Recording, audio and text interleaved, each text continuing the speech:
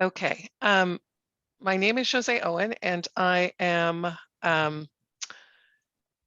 a research manager over at the Research Farm, the Agriculture and Agri-Food Canada Fredericton Research and Development Center. But before that, in the lifetime before I was a manager, I was a researcher, a plant researcher in integrated vegetable cropping systems, and then I moved into management. But one of the things that I always loved best was plant pathology.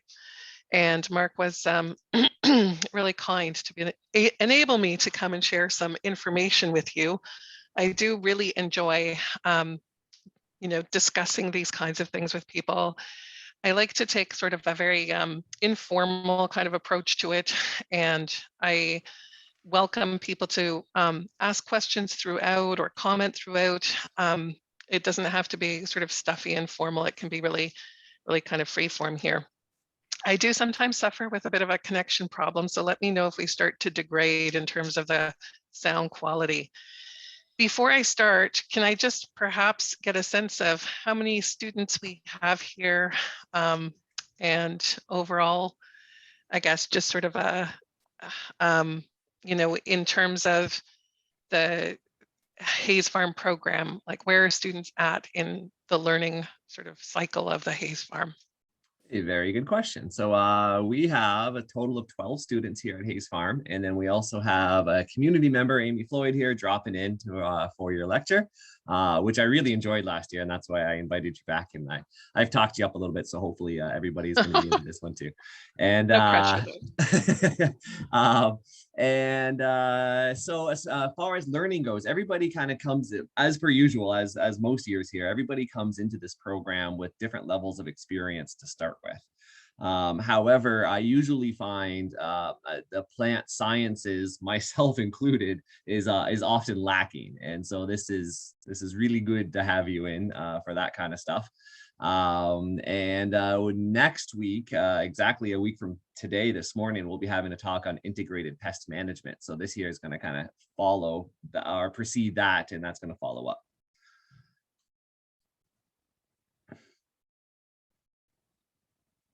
Oh, lost audio. Just my mute button that time. That's okay. Perfect. Oh, good. Yeah. Yeah. So I'll just say that integrated pest management, or IPM, which you'll be learning about next week, some people are very narrow about that, and they say that's really, about insects. To me, IPM is about disease. It's about insects. It's about weeds. It's about any of those things.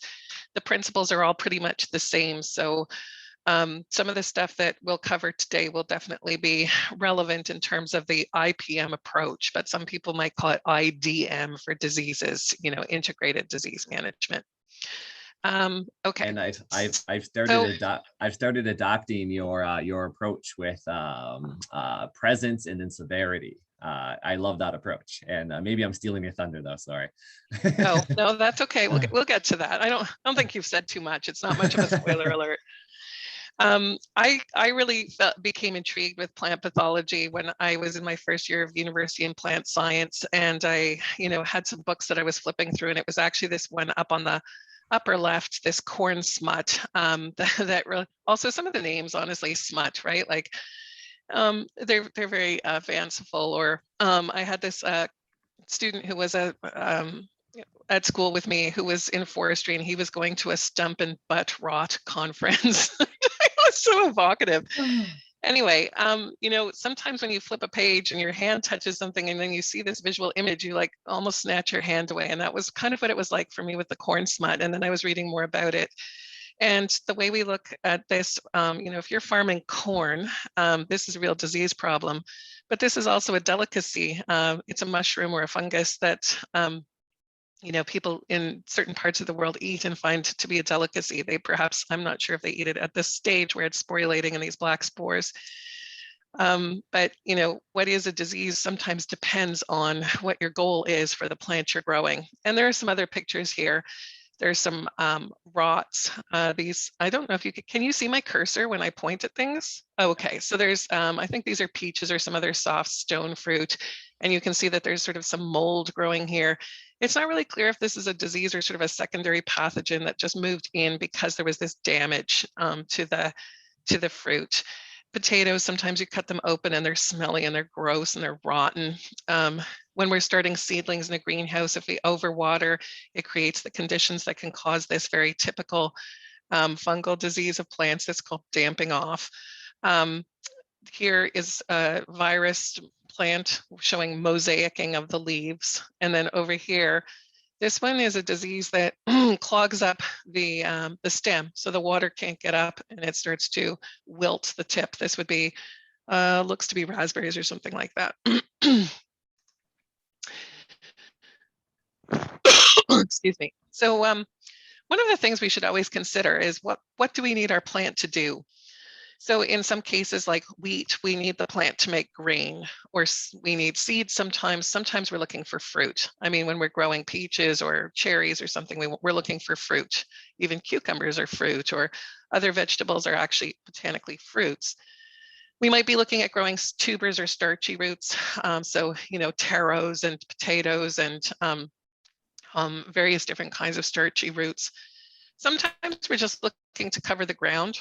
You know, sometimes we're looking at cover crops or, you know, crops or plants that are going to be beautiful or keep the soil in place. Sometimes we're looking for biomass. So we're looking for hay, or we're looking for, sometimes people burn biomass for fuel. Maybe we're looking to make fiber. So flax, for example, is a crop that can be either used for oil or for seed, but sometimes we're growing it for fiber to make linen. Or oils. Canola oil is a great example of a Canadian success, you know, that we've bred this, seed that makes a lot of high quality oil. Or sometimes we're making medicinal compounds. So there's lots of medicinal compounds that come out of plants. And my point really is that the better you understand your plant and what you're trying to do with the plant, it's going to be helpful to you in terms of helping to keep your plant healthy, preventing disease, or knowing what to do about the disease, or if you even need to do something about the disease when it crops up.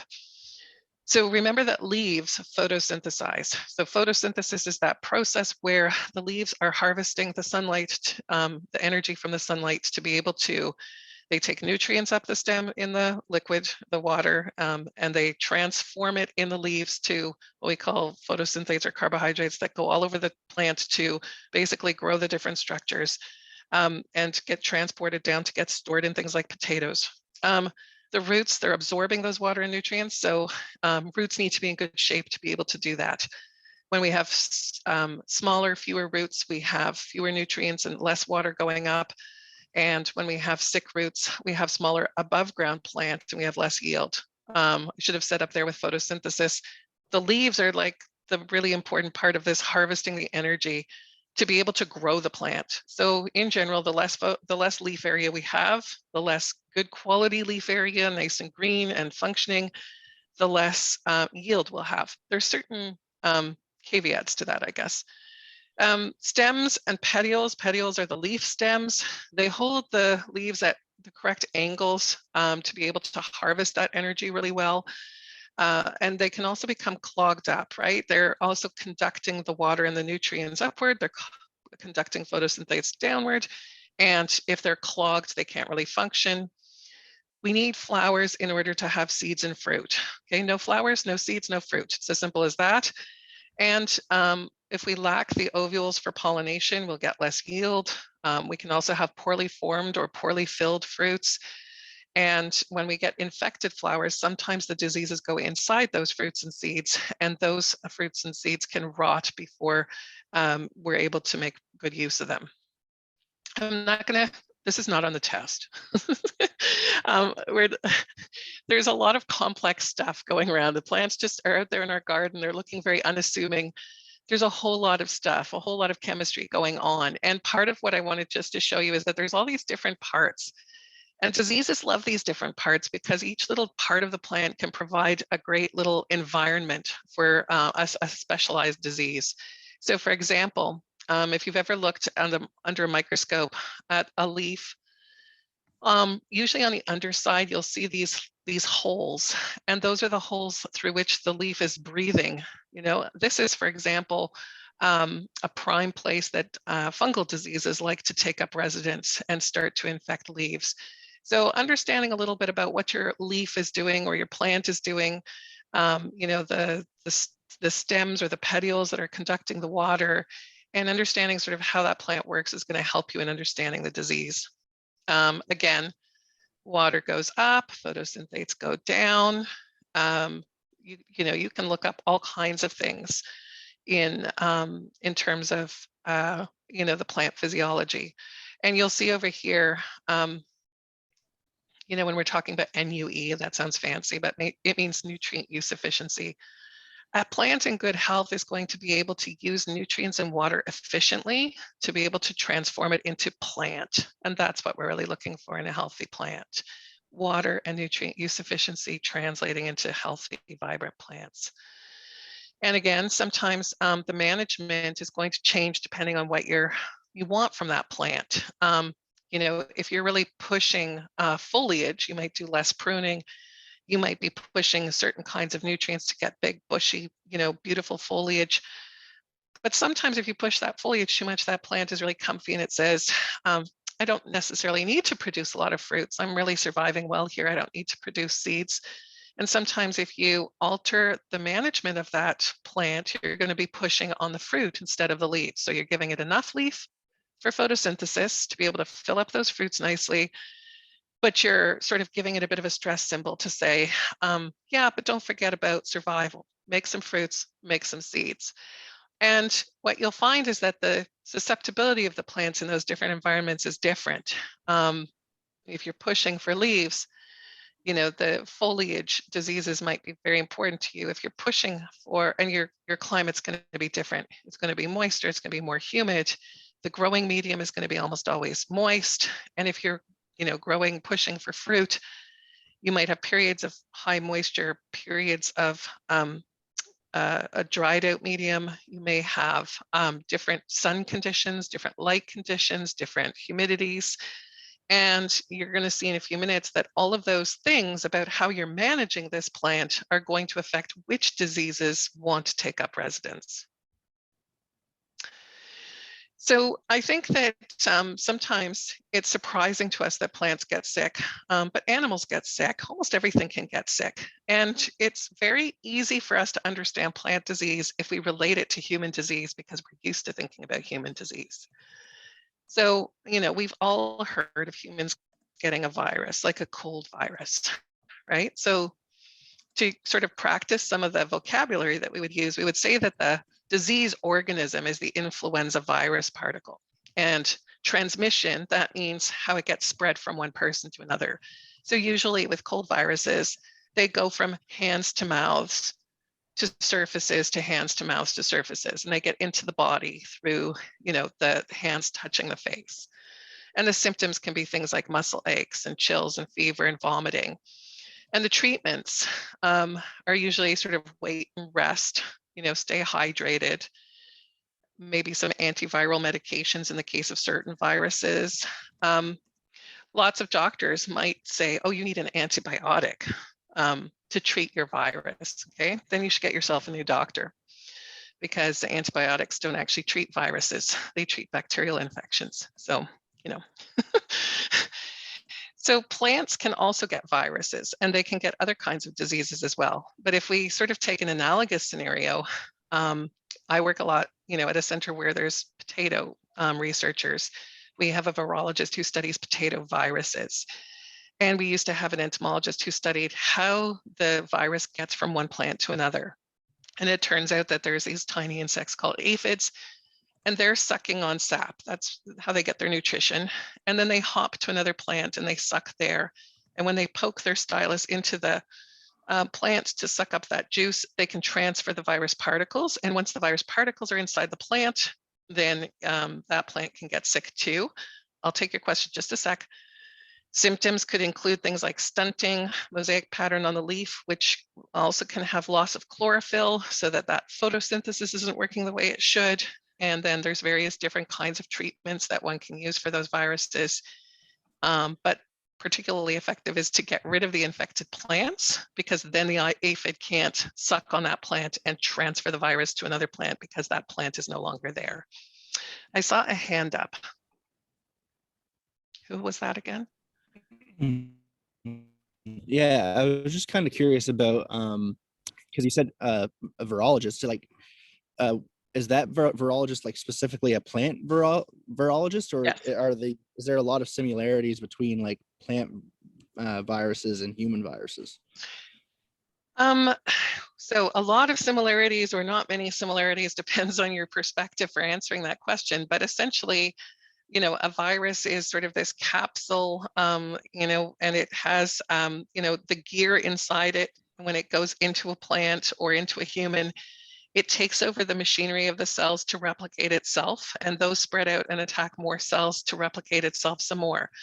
So in that sense, it's very similar to a human virus. It's just happening inside a plant. Um, so he's a plant scientist whose specialty is plant virus. So we would never say that he should make comments about, certainly in the news or something, about human viruses or the COVID virus, but nonetheless, the principles that govern viruses are very similar in animals or in plants. And there's actually a few viruses that can attack, that are really interesting in the sense that humans can spread them to plants. But as just sort of like, I guess we would call it a vector. Like, for example, you're not supposed to smoke cigarettes and then go into a greenhouse that has tomatoes or other plants in that family, because there could be the virus particle in the tobacco that when it gets on your fingers, and if you were working with those plants, you could actually spread virus to those plants. So the human isn't getting the virus, but the human can be a vector in plant disease. Mark, you have a question? Yeah, for the very last line there on that slide, it says for treatment to remove infected plants. Are you talking about just the infected tissue, or are you talking the entire plant? Oh, yeah, no. So the nice thing that's different about plants than humans is that, to our knowledge, plants don't really have consciousness or feelings or those types of things. So it makes it really easy to, just kill one. You just pull it right out and get rid of it. The thing is, these viruses are very, very tiny. They're like very, very, like, even amongst molecular or microscopic organisms, they're very small. And they move everywhere, right? So the thing is that you might think, oh, if I just prune these leaves off that have the mosaic symptoms, then I'm getting rid of this virus. That's not the case, because once the virus is inside the plant, it could be anywhere inside the plant. In fact, it may have traveled down. This is part of the reason why with potatoes, we have a very strict seed propagation system in Canada, because potatoes are grown from other potatoes. And if a plant has the virus particles may get down into those potatoes. And then that potato, when it gets planted, already has the virus in it. So you have to be strict about removing those plants, but there's other things that we should do. We should breed in resistance to the viruses so that we have varieties that are susceptible. We can also have good seed management practice. So we only keep seed for usually about 7 generations total. We have a seed certification system, and that's meant to reduce the load of viruses that is going into a field from infected seed. So physiological conditions, fancy words, but basically not everything is a disease. It could look like oh, sorry, Doreen, you have a question. Yes, I'm a smoker. I smoke cigarettes. Yes. Yeah, but I do wash my hands when I go into the farm. Mm-hmm. So that's a good protocol. Oh, so I don't think you need to worry so much if you're smoking and you're working out in the field. I think it has mostly to do with when we're propagating plants in a greenhouse. A greenhouse is a very closed environment with sort of very high demands for those plants, and the possibility of transmission, but also the cost. So sometimes it's about weighing the risks. So for example, at our research center, we breed potatoes, and we have about $25 million worth of germplasm in our pipeline every year. We don't want to introduce, you know, a disease organism because the risk of losing $25 million worth of material is just too great. Those taxpayers' money, you know.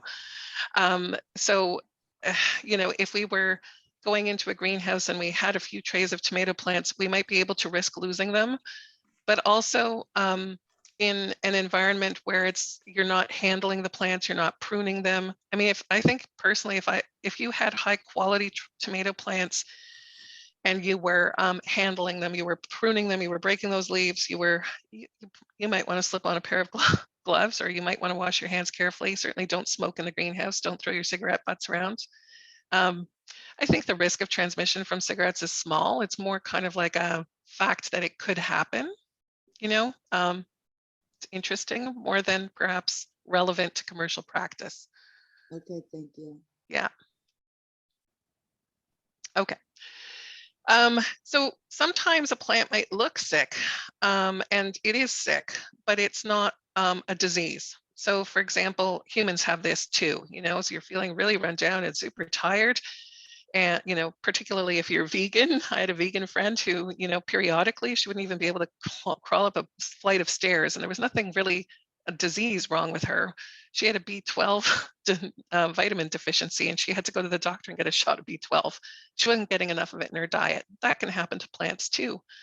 But it's different. It's considered different from a disease because the disease is more about a disease organism is involved. So before you jump into thinking that your plant might be sick if it's looking weird, you need to think about, does it have a lack of water or too much water? Does it have too much heat or too much cold? Does it have too much sun or too much wind? Not enough fertilizer or too much fertilizer or the wrong fertilizer? Has it been exposed to a herbicide or other pesticide that may have been toxic to it? Does it have a nutrient deficiency or a nutrient toxicity? That's when it has too much of the nutrient. Perhaps it has the wrong pH. This one is more common than you would think. This is a huge, huge one. And salinity. Is that soil too salty for that plant? And all of these things are bad for plants. Plants are very much like Goldilocks, you know, not too much, not too little. They want it just right. So disease, by comparison, happens when a disease organism affects the plant, and physiological conditions can look like diseases. They can weaken the plant, and they can also make it susceptible to the disease. I mean, same in humans. If you're iron deficient, your immune system isn't going to work as well as when you've got a good quantity of iron circulating in your body. So here's a quiz. I'm going to point at them and just curious, if you think this is a physiological or if this is a disease. Anyone want to take a chance on these? I think I get those potatoes all the time, and I think it's like a disease, but you just cut them out and still use the potato.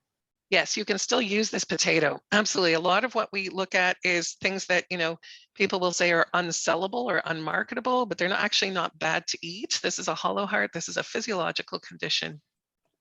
What about this one? I think the lack of mineral. One at a time. I can't see all of the people at once. I think it's a lack of minerals. Like there's something missing in the soil in that tomato. Yeah, so this tomato has something called blossom end rot. And so the word rot would make it sound like a disease, but actually it's a physiological condition. The plants have a balance of calcium and magnesium in them.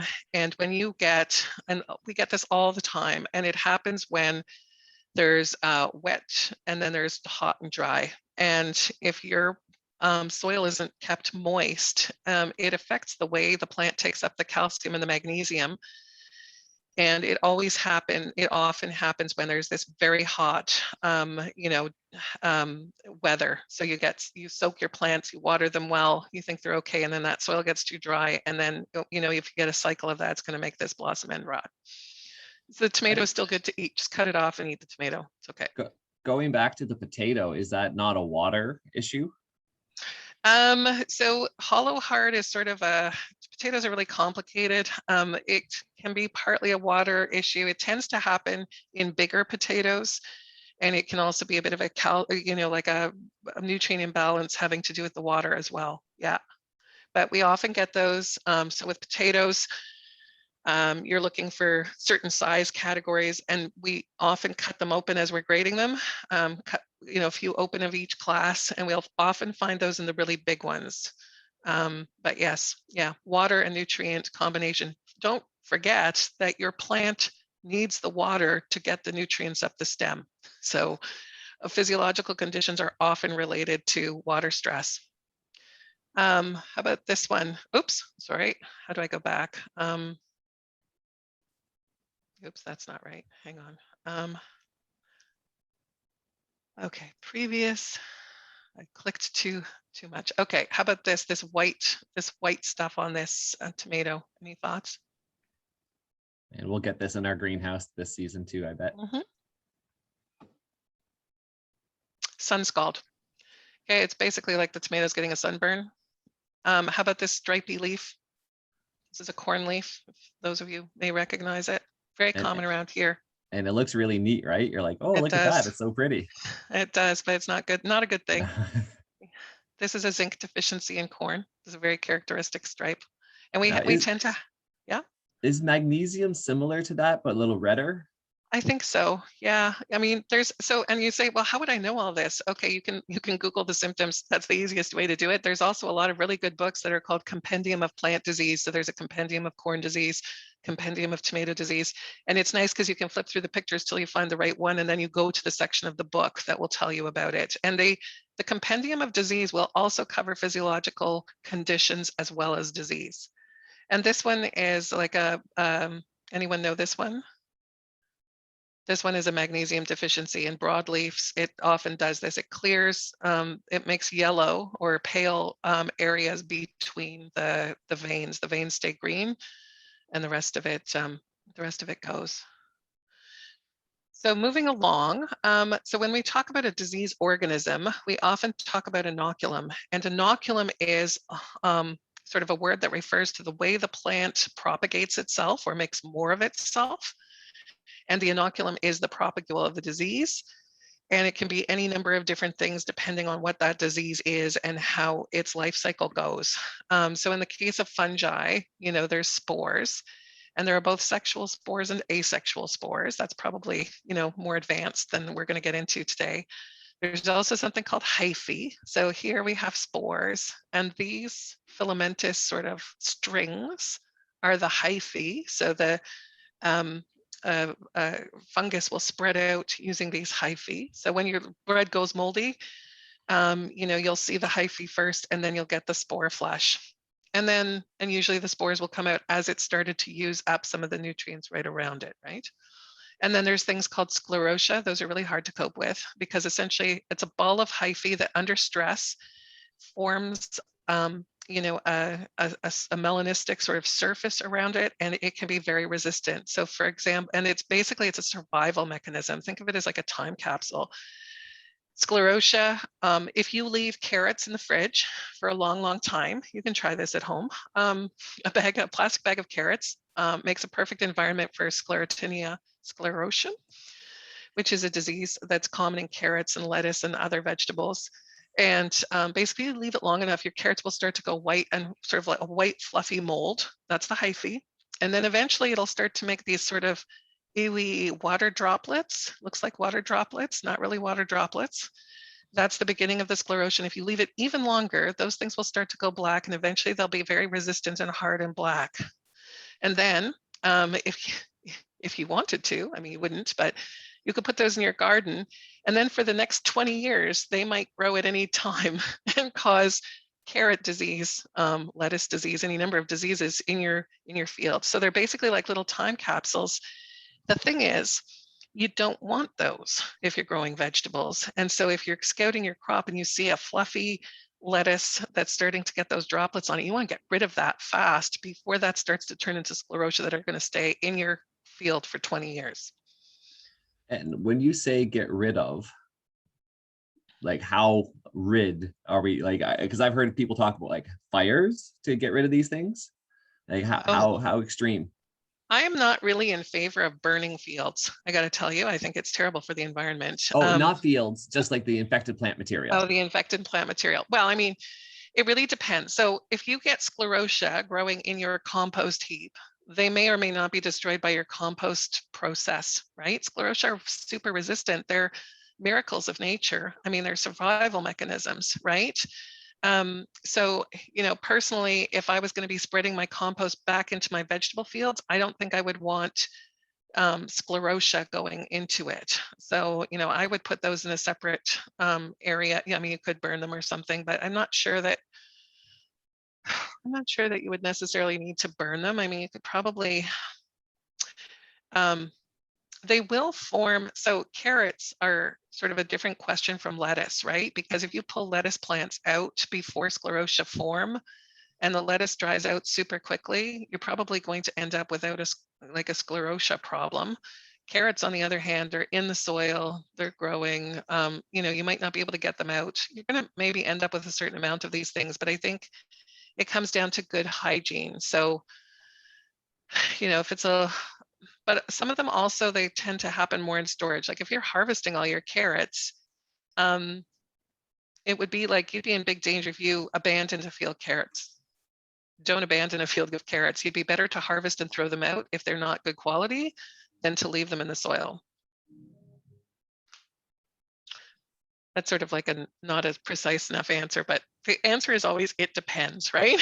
It depends Yes, on you're absolutely the right. weather forecast. It depends on what you're going to do with them. It depends on, if you were going to, what you could do. You had, a load of lettuces or carrots or something. You could feed them to animals, feed them to pigs. Pigs will eat anything. So what's the difference then between, say, leaving your carrots in the field, which I agree it's a bad practice, especially for the carrot fly too, is another bad Carrot practice. rust fly. Yep. But tillage radish though is a recommended thing to aerate the soil. What's the difference between leaving the tillage radish in to make those aeration holes versus the carrots? I'm not sure if tillage radish is susceptible to sclerotinia. It's susceptible to things, but are they things that make sclerotia, right? Tillage radish would be susceptible to cabbage root maggot and those types of things. So you would still want to have a rotation to take care of those things. But not every disease makes sclerotia. I mentioned sclerotia because I think they're cool. And because when I was a student, I worked on some snow molds. Snow molds affect grasses and they grow at very low temperatures. So they'll often grow under the snow in the spring and they make sclerotia that stay in the soil. Oh, I didn't know that. Yeah. There's bacteria. So everyone kind of knows that bacteria are everywhere. And if you think that you're getting rid of them ever, you're wrong. Best you can do is try and control them somewhat if they start to be a problem. They're not always a problem, and not all of them are problems. Lots of them are perfectly fine and normal and healthy. But they can make resistant spores and they can make encysted spores. And frankly, encysted spores of some, the plant diseases, again, are resistant to high temperatures, they're resistant to extreme moisture stress, and they can stay there for years, right? So the point is that if there's something that can stay there for years, then every time you plant a crop there that's susceptible, you're running the risk that it's going to be infected. And then there's virus particles, and viruses, some of them, for humans, the airborne thing is quite, a thing, but for plants, a lot of the viruses are vectored by insects. So the insect bites, but also mechanical damage and touching through machinery. So actually potato virus, one of the main ways of transmission is as you go through the field and do your operations, if there are virus plants, it's the mechanical breaking of some leaves here and there, and the juice gets picked up on the machine, and then it goes and another plant breaks and the juice gets transferred. And that is one of the main mechanisms of a virus transport, for example. But insects is probably number one. And then seedborne, of course. Once it's in the plant, the seedborne aspect is really, really big. Is it enough to have a disease organism to have a disease? Any thoughts on this? Some can be dormant, right? Yes. It could be like inoculated, but not like actively diseased. Yes. Well, So sclerotia are kind of like that. They might be in your soil or they might be living on the plant, but they're kind of in a dormant state. They're maybe not actively sucking up carbohydrates from your plant. Or you might have sort of a low level of something in the plant, but what are the 3 things you need to have a disease? Any thoughts?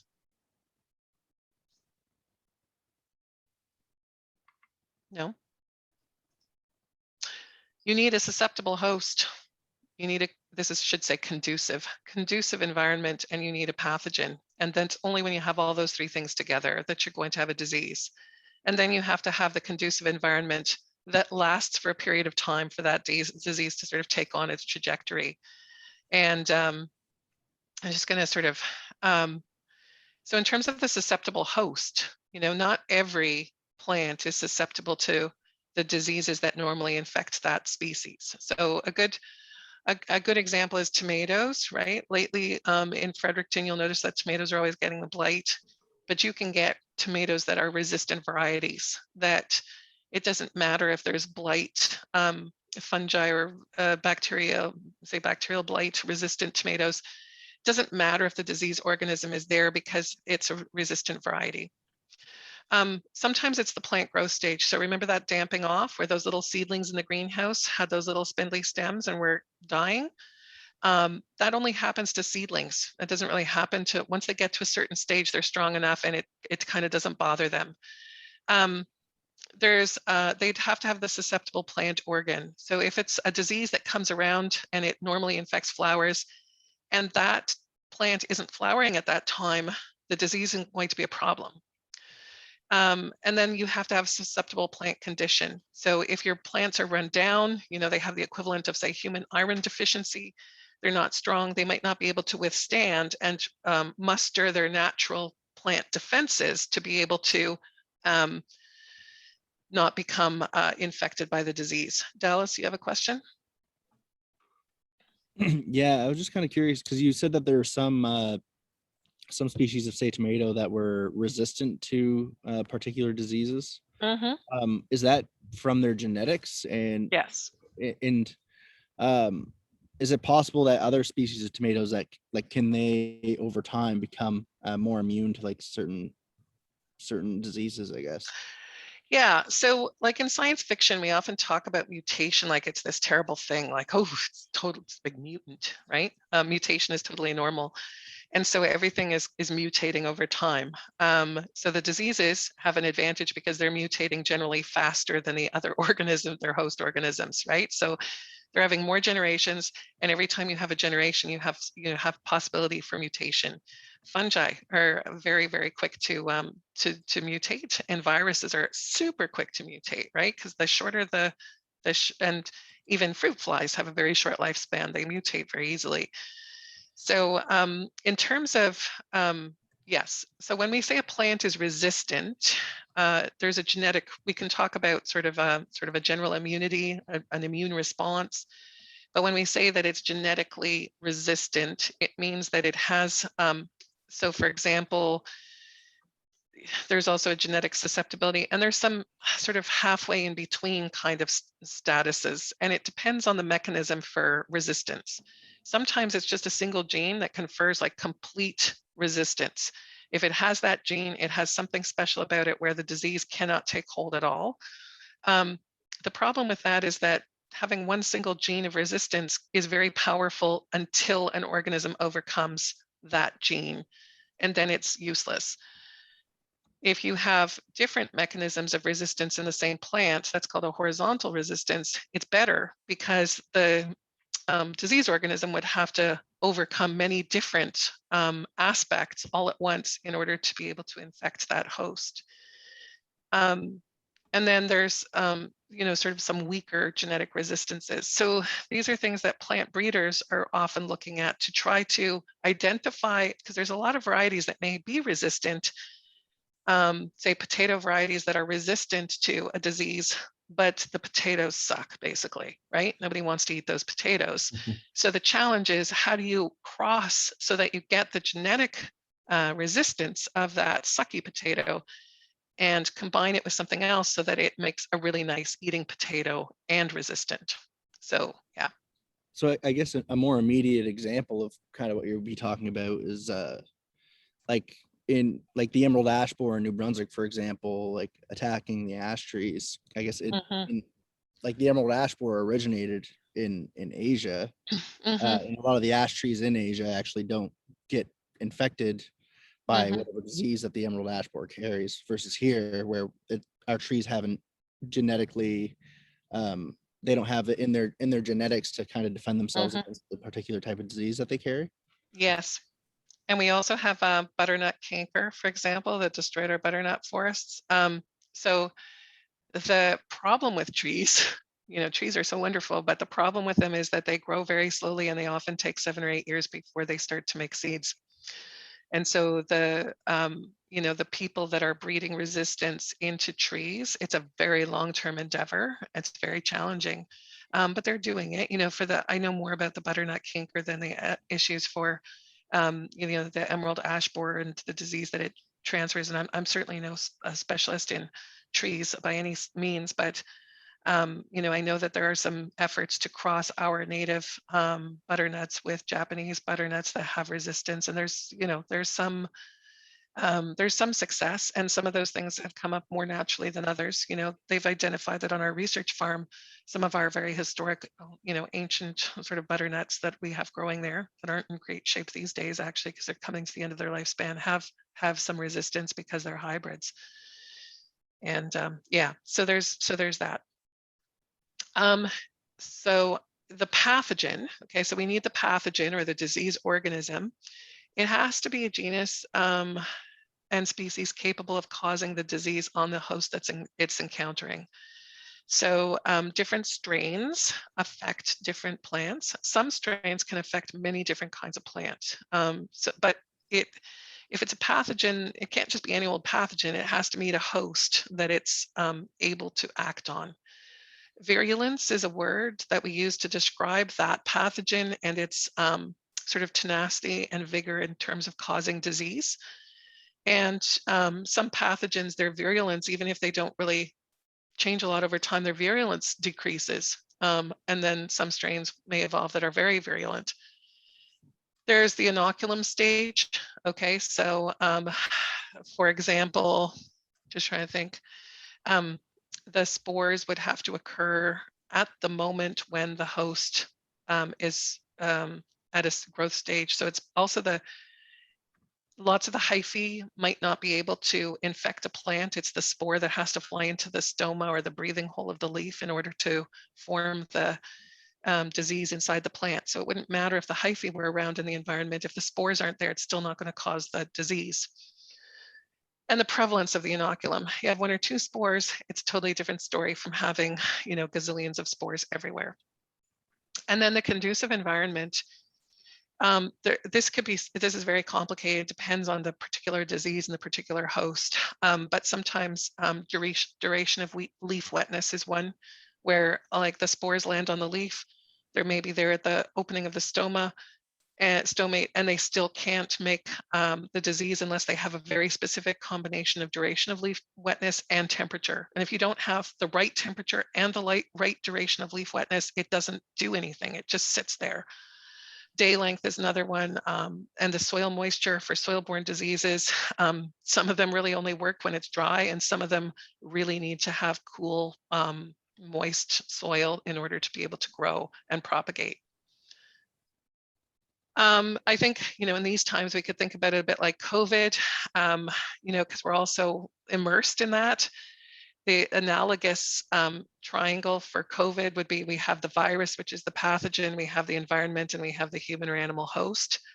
In terms of the virus itself, we're starting to see those different strains, and some of them are more virulent. The Delta strain that originated in India is considered to be far more dangerous.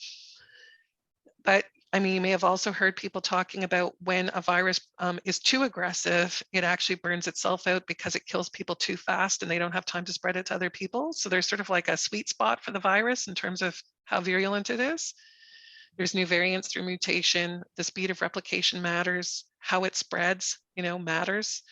And then in the environment, it lives best inside humans or animals, has different survival times on different surfaces. UV light seems to affect its survival. Indoor environments are more conducive to transmission than outdoor environments. One could argue that daycare centers are the optimal, or old age homes are the optimal environment for this virus. And then from the human or animal host, it has to be susceptible. There are some people who are naturally immune to COVID. There must be immune function. Immune compromised people are going to be more susceptible. Where the host lives, works, and socializes, you may say so that's silly about plants, but where does it live? Does it live in a greenhouse or does it live in the field? Okay, two different things. Host behavior, that's supposed to say. Are you wearing your mask? Are you washing your hands? Natural immunity.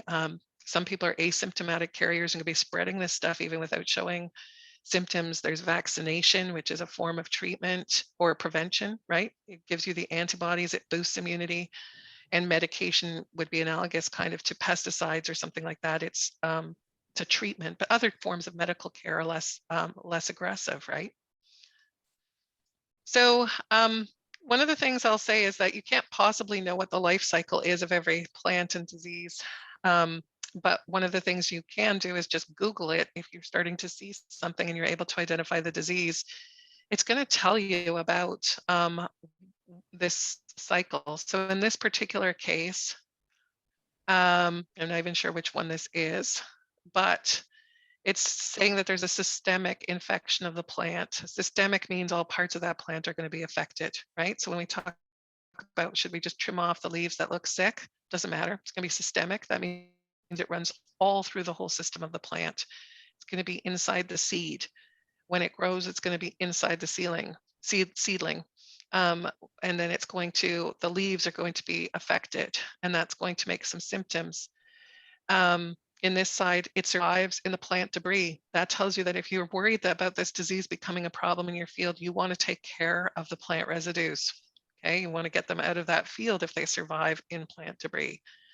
Dispersal by wind, rain, and water splash. This is something interesting to know because this might affect your decisions about irrigation method.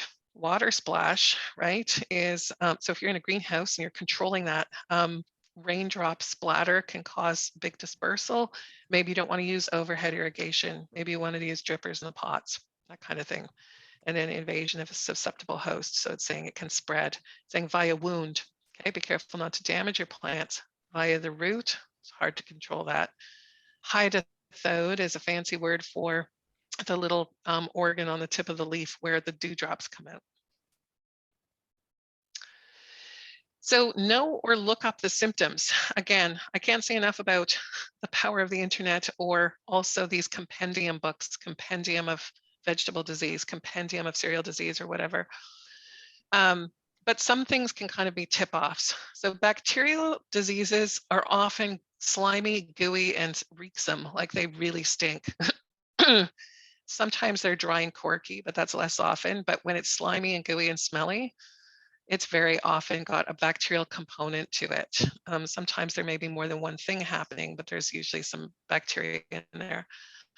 Fungal diseases. Some of the tip-offs are target spots. So these are rings that you'll see on the leaves, concentric rings, right, that look a little bit like targets. Powders. Powders are often spores growing on the surface of things. The spores can be green, white, black. There's many different colors of spores. Sclerotia, these little black, sometimes they're very round, sometimes they're more odd shapes. Mycelium is just a collection of hyphae. Those are the stringy little bits or fluffy bits of mold and stuff. Necrotic spots. Necrotic means dead. So you end up with spots on your leaves that are dead. Water-soaked lesions is something where if you've never seen one, you will have no idea what that means. But once you've seen one, you'll know exactly what it means. It's sort of a hard thing to describe. Chlorosis means it's going yellow. Chlorosis isn't always a sign of a fungal disease, though. Chlorosis can sometimes just be natural senescence or the leaves falling off at the end of its, life. Wilting. Wilting is usually a water problem, but if you water and it's still wilted, you've got another problem, and it's probably that vasculature that conducts the water up the stem is probably clogged. You can cut the stem and look inside. Stunting, okay, they just won't grow. And etiolating means they grow long and skinny when they should be nice and thick and solid. Viruses, they tend to make yellowing of leaves and weird textures, rumpling, weird color patterns, stunting. You won't be able to see the disease organism at all. And it's very common for another pathogen to move in after one has already started. So you'll sometimes see that too. I don't want to spend a lot of time sort of with graphs and stuff, but it's just sort of to say that days after sowing. So this would sort of be our timeline. The plant has been growing a little bit, it's getting bigger, it's getting bigger, it's getting to be flowering, and say botrytis is starting to crop up in that environment, and the inoculum is growing and growing, and then at some point it's, you know, increasing. You know, if you're botrytis, if you were able to shift this botrytis growth to the right, you might get to harvest without it being a problem for you, right? Then you'd want to sanitize, like if this was in a greenhouse, you want to sanitize really well to get rid of any of the inoculum that builds up. The trajectory of that disease, of course, depends on the resistance of the plant. So a resistant plant isn't really going to have a lot of disease. Moderately resistant would have more, and susceptible plant would have earlier and greater disease. This is just sort of saying, if you can come up with measures, sanitary measures, modifying the environment to be able to push that disease curve to the right, you may be able to get through your whole growth cycle without that disease actually affecting your harvest, for example. How quickly will a disease spread? So we've been saturated in this with COVID, right? Like I don't know if you guys are junkies with this, but you know, those of us who are into epidemiology are watching the growth curves around the globe and checking the Johns Hopkins site all the time and mapping stuff out.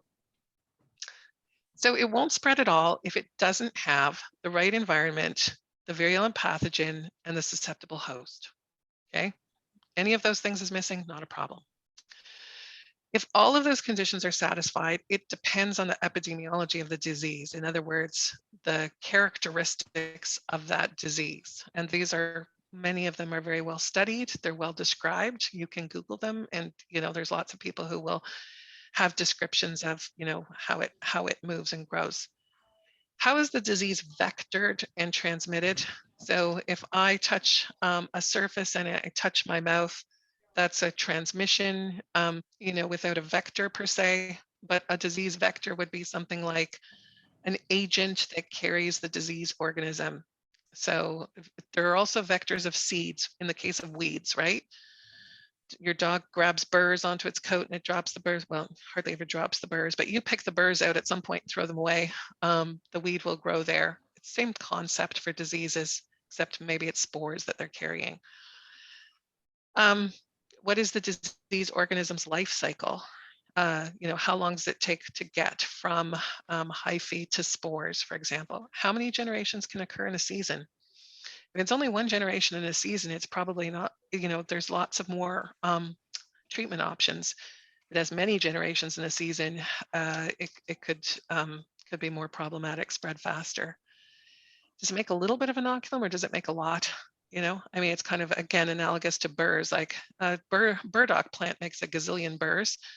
But, you know, if you have a peach tree and the peaches all fall on the ground, you know, you've got seeds, but nothing like a burdock plant makes seeds. Same thing for different disease organisms. Some make a lot of inoculum, some don't make as much. Is the inoculum viable? Okay, so it can make all the inoculum at once, but if it's been missing something in its life cycle, in its nutrient needs or whatever, if the inoculum isn't viable or it's been in the soil too long and it can't grow anymore, it's not a problem. It'll start to slow down the progress of the disease.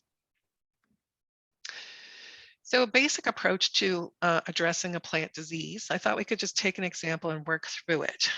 Can anyone identify from the leaves what this vegetable crop might be?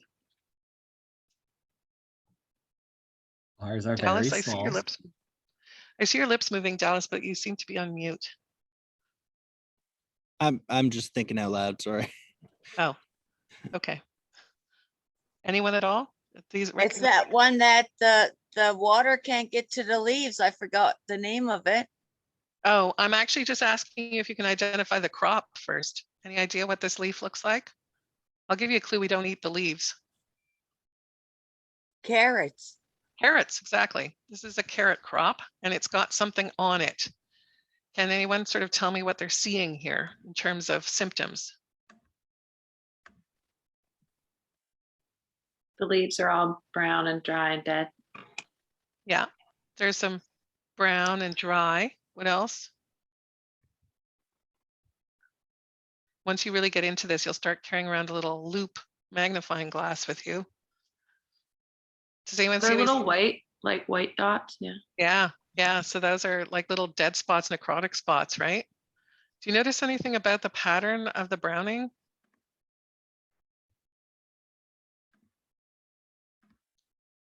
Look here. Look here. Look here. It's on the margins of the leaves a lot, not Yeah. exclusively. Is this a physiological condition? Okay, so remember we said before you jump to conclusions and say, oh, I've got disease on my carrots, we want to ask ourselves, has it been too hot, too cold, enough water, not enough water? Was there frost? You want to start to look at the physiological aspects. So some of the things that you could do would be to look up, say, this website, which has nutrient deficiencies of carrots, and it'll show you pictures, right? There's books on this as well. If you were to go into and start to become serious about vegetable gardening, you should really get the Compendium of Vegetable Diseases in Canada. And okay, so if you were to go there and you were to look at the pictures, you'd say, no, none of the deficiency symptoms look like this. Okay, you could also send the leaf sample to a lab for foliar analysis. So they would check the plant nutrient levels, but that also takes a lot of time, right? And sometimes you're concerned, like, how fast is this thing going to move? Is this a disease? What is it? Could this be frost damage? So you would check the weather for the past few nights. Oh, no, there's been no frost. Could this be herbicide damage? Okay, so you would check your spray records if you'd used any herbicides. No non-registered products for carrots were used. What else could you ask though? What if your neighbor grows carrots?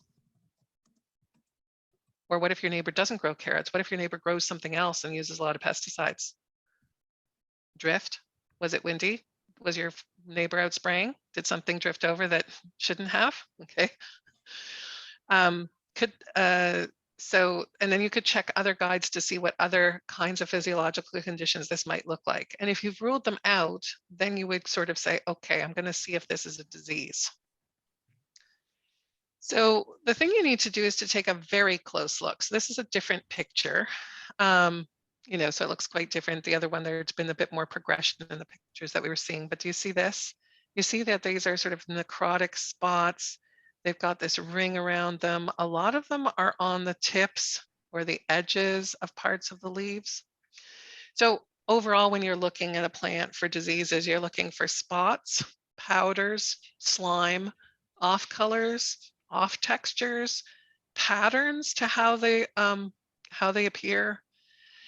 If it's particularly if there's something like a wilt or some overall malaise that this plant has, you'll want to cut open a stem. Okay, inside the stem, it should look pretty white and healthy. And if it starts to look brown and gross inside the stem, there's likely a problem inside the vasculature.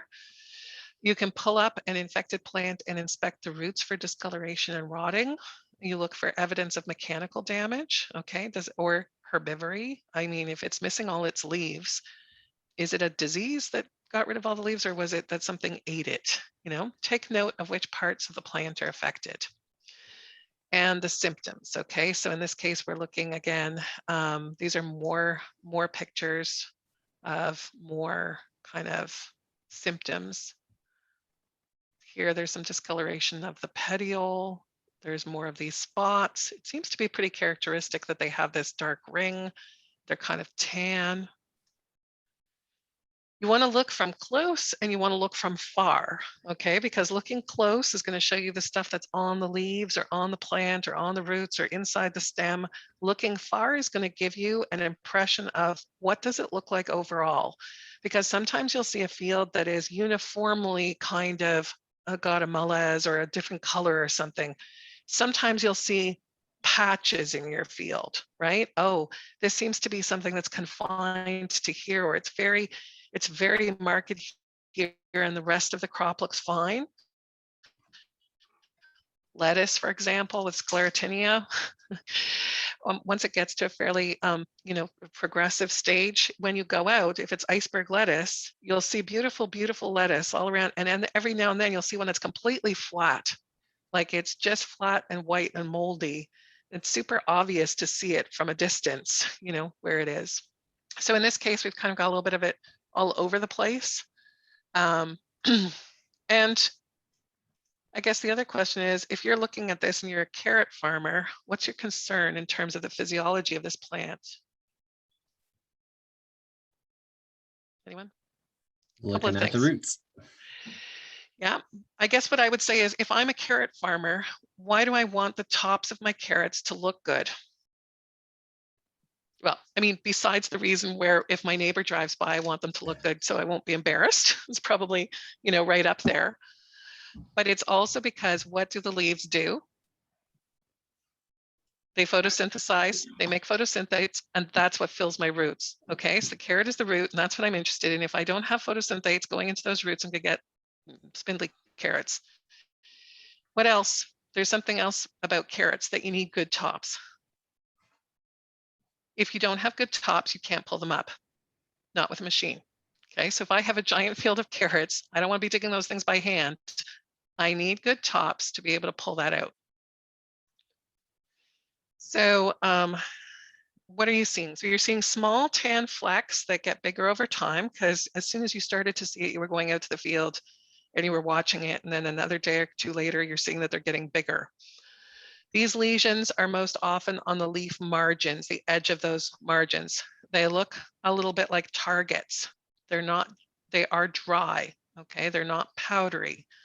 These lesions in some places are growing together. We call that coalescing. And those parts of the leaf are dead and dry. And that's when you get that sort of from back farther away and you're seeing that brown. Those spots have turned into dead leaf. There are lesions on new leaves and older leaves, okay? Remember with plants that sometimes stuff happens to new leaves and sometimes it happens to older leaves and sometimes it happens to all over the plant. That's important. Your physiological nutrient deficiencies, for example, will often manifest only on the new leaves or only on the old leaves, or that kind of thing. So you want to make sure that you're sort of considering where older leaves, newer leaves, the tip, the new shoot, where. Field doesn't look great. There's areas where the leaves are dry and crispy. So how could you identify it? So you could Google carrot diseases or leaf diseases on carrots. There are some sources that are really good. So OMAFRA, the Ontario Ministry of Agriculture, Food and Rural Affairs, they have really good resources. Cornell University also has really good resources.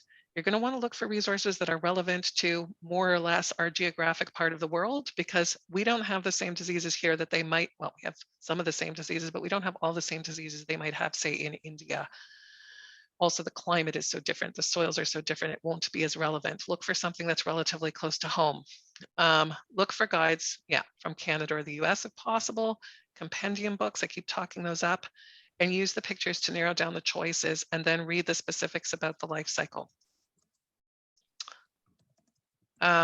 So for example, here's one from Cornell University, carrot leaf blight diseases and their management in New York. Well, New York's pretty close to here. So a lot of this is going to be relevant, and you can read through these things. It gives you lots of relevant information.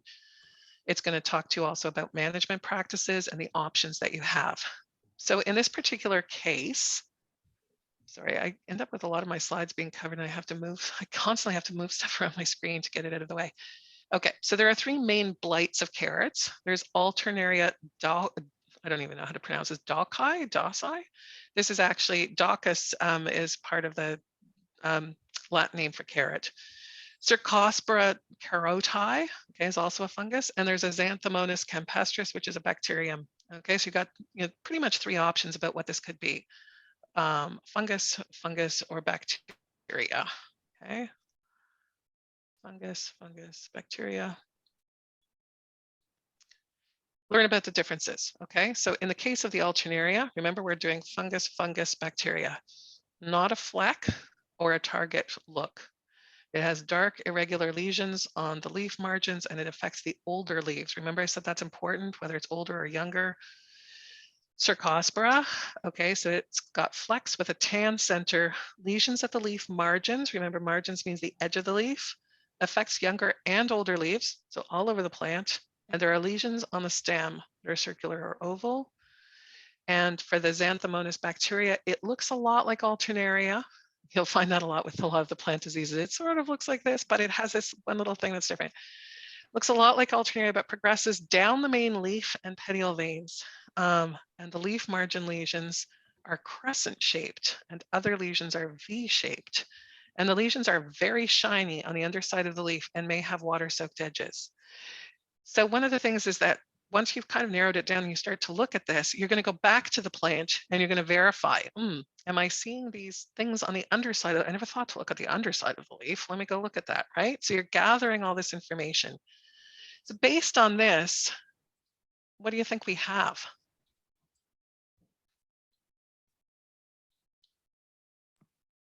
I think it's the middle one. Yeah, flex tan center, right? Leaf margins, affects older and younger leaves. It's on the stems too. So this is a Cercospora leaf blight of carrot. This disease could only form if the inoculum was present with a susceptible variety and the spores got 12 or more hours of leaf wetness at 20 to 30 degrees Celsius. It's very specific, isn't it? So what will happen if this disease progresses? The lesions will get bigger and they're going to coalesce and eventually kill the leaflets and the whole leaves. There will be decrease in the leaf area, less photosynthesis, less yield. In a mild case, root bulking might not be too badly affected, but carrot picking machines could have difficulty picking these carrots up. So in these websites and books, they'll lay out options for you. Okay, prevention is always the best option. You know, you probably are tired of hearing that all growing up as a, when you were a child, and now if you're a parent, you're always saying that prevention is always the best method. You want to have clean, disease-free seed, okay? And so if you're saving seed, and I'm certainly not opposed to saving seed and using it again, don't save seed that comes from diseased plants. Save seed that comes from healthy plants, okay? Proper field sanitation, okay? So there's different ways of sanitizing a field, and some of them are horrifically bad, you know, like you could fumigate it, you know, some of the big companies do that. It kills everything, you know, that's not good practice, but I mean, it does get the field clean, but I mean, it's horrific. So don't do that. But you can also remove diseased material from the field and deal with it outside your field. Don't, research when you put something into your compost to know whether it's going to be destroyed by a composting process. If it is, compost it properly, use the proper methods that your compost is going to get to the right temperature and so on and so forth. Field sanitation can also be done through rotation. Okay, so it's going to reduce the inoculum over time if you rotate out of susceptible host. Remember, it can't grow if it doesn't have a susceptible host. So that's one way to clean up your field. Get away from a susceptible host for a few years. Use resistant cultivars. Use a proper watering regime. Okay, remember that it needed leaf wetness for X amount of time, during the heat. Now, if it's raining and it's hot and it's humid, you might still end up with a Cercospora, but if you're irrigating that crop, make sure that you're paying attention to the temperature too, because you know that you can't have that high temperature and that leaf wetness for that period of time and not get this disease, right? If it's there, if the inoculum's there. Use good practices to keep your plants healthy, proper soil pH, proper fertilizer, make sure they're healthy and robust, and clean your machinery. Okay, lots of people don't bother cleaning their machinery. They go from field to field. They do everything with the same machine, and they're transferring stuff all over the place. When you've done all that, but you're still having a problem, you have options that relate to this disease triangle. Okay, you can plant a susceptible or resistant cultivar if you think about it in advance. In the environment, try to manage the leaf wetness. Okay, and one of the ways you can do that is trim the tops. Okay, of course you want photosynthesis, you want good tops, but you can trim them a little bit. That lets the wind in, which can dry out the foliage so you don't have 12-hour periods of wetness. Use wider row spacings, use wider spacing within the row, and use rotation, and use clean seed. I'm repeating myself here, but that interrupts the pathogen. Mark, you got your hand up? How clean, when you talk about cleaning machinery, are you talking about knocking off soil, or are you talking about actually like sanitizing machinery?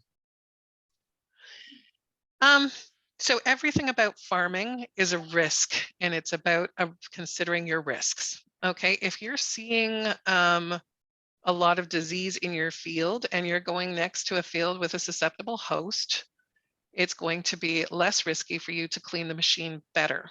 If you're going from a susceptible host to a non-host, you may not need to clean the machine, clean the machine if the inoculum is you've researched it, and the inoculum in that diseased field doesn't hang around for more than a few weeks without a susceptible host, right? It's about knowing what is that inoculum going to do and where am I going with it, and then analyzing the risk and making the best decision you can.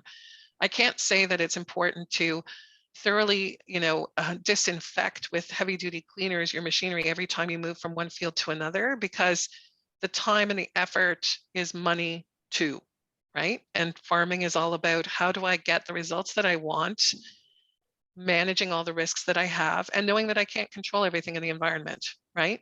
So it's sort of it depends. It depends. Again, it depends. So management options once the disease is present. Okay, so ask yourself what your goals are. Is this a crop you're going to take to market? And you may say, well, don't we take every crop to market? No, some crops you grow specifically to plow back into the ground to make more organic matter to improve your soil. So no, not every crop goes to market. What's your margin? How much of the, in the percentage or other way of measuring it, of the expected yield do you need to break even on your cost of production? Okay, if you're a farmer, this is a question that's always on your mind. The remaining percentage represents your profit. Okay, what do you need to achieve from this crop? And I say this because back in the days when I was in Quebec and I was learning to scout disease and insects in iceberg lettuce, we saw these vast fields of lettuce, and say 10% of them had sclerotinia. They were flat, the other lettuces were beautiful. And the farmer said to me, I thought it was atrocious and sad in a food security sort of way, but from the farmer's perspective, I get it. The farmer said, it's better for me to plow this under because it will cost me more to harvest this and I've already lost my margin with the 10%. Sometimes difficult decisions happen in farming. I don't know what the right thing to do is. Do you let people into your field and take them for free just so they won't be wasted? Do you plow it in and think of it as organic matter? But the decisions, I guess, in terms of the management options often come down to what you can afford to do. Okay, I mean, just like insects. I mean, theoretically, you could go through a potato field and you can pick off the potato bugs, theoretically. In a home garden, that's a very viable option. In a commercial farm with any kind of acreage, that's not really viable, right? It costs too much. It just can't be done.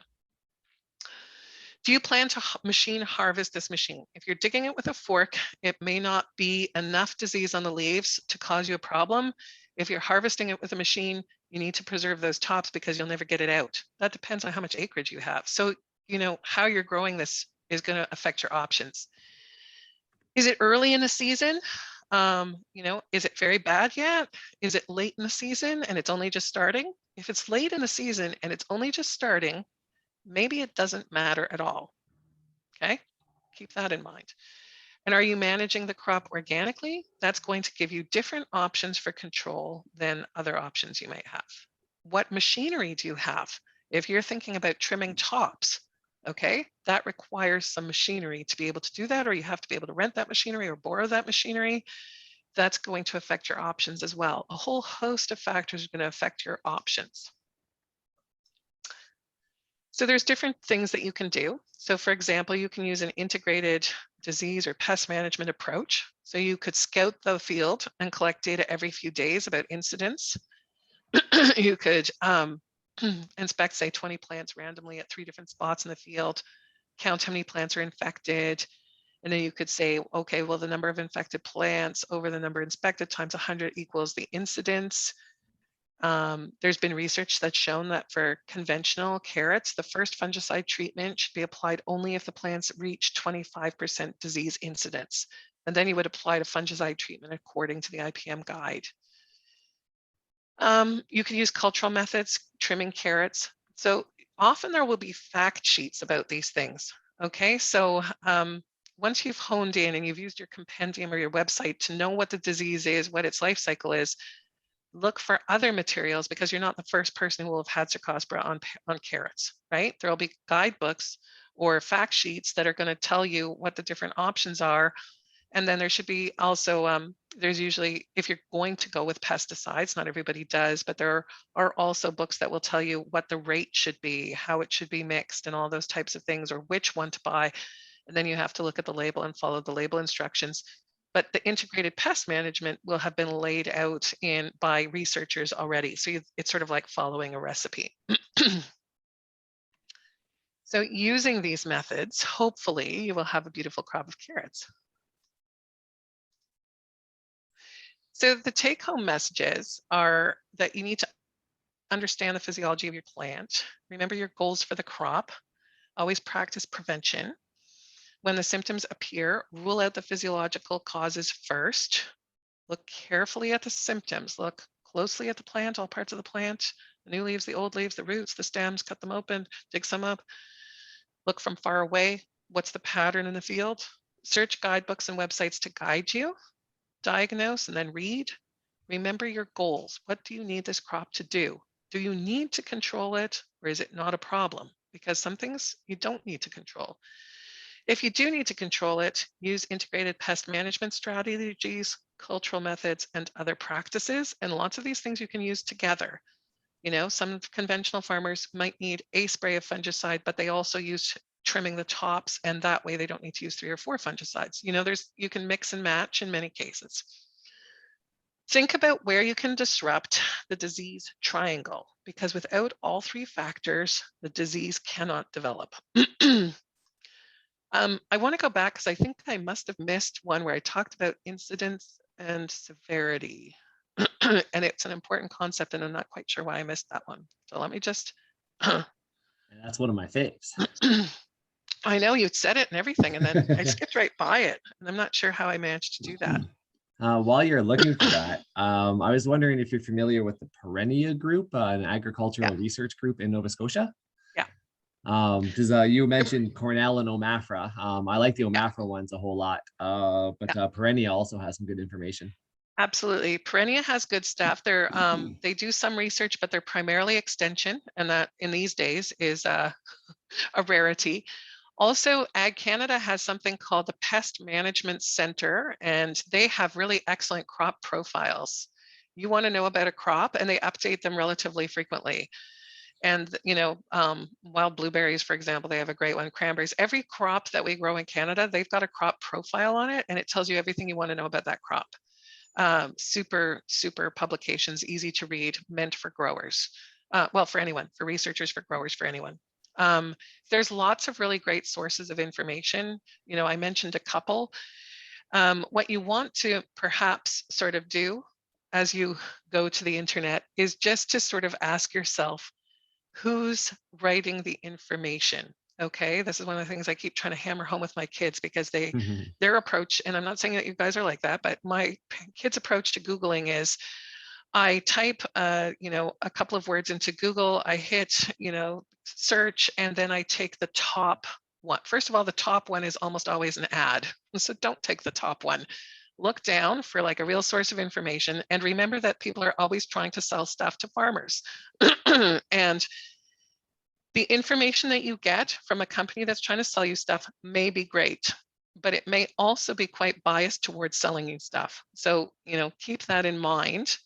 Usually the university, ag colleges, the provincial departments of agriculture are not, you know, specifically trying to sell you stuff.